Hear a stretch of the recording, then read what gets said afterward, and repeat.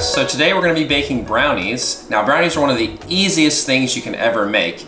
Yes, you can go out and buy that bogus box mix, but if you spend a little bit more on the ingredients, you can make multiple batches anytime you want to without having to go back over and over again to the store to buy that bogus box mix. So I wanted to give you guys just a few tips and tricks on how to enhance the overall flavor of your brownies. They're gonna taste good no matter what, but if you do these few things, I think it really will bring out the best that your brownies can be. So I wanna talk first about cocoa powder. Nestle's and Hershey's are the big boys when it comes to just the typical brand that people buy when it comes to their cocoa powder.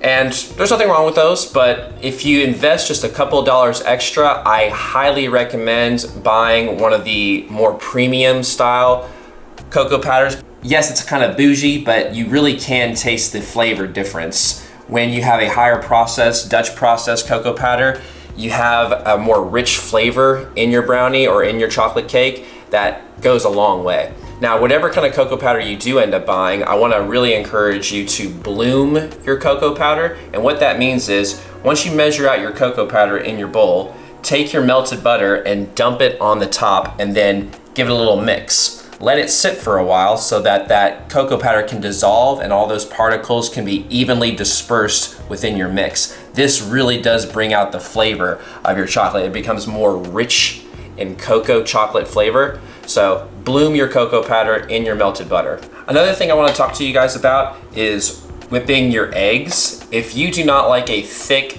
dense fudge brownie, what you can do is take your eggs and sugar mixture and whip them either by hand or with an electric mixer until they're this light yellow color, just like this. And what you've done is you've whipped air into them so that your overall texture of your brownie is not quite so thick, but has a little bit more airiness to it. And then lastly, right over here, when it comes to your pan that you're baking in, you can use butter and flour to grease up your pan so that your brownies come out, but I really recommend using parchment paper. Just get you a little square just like this, about the same size as your pan.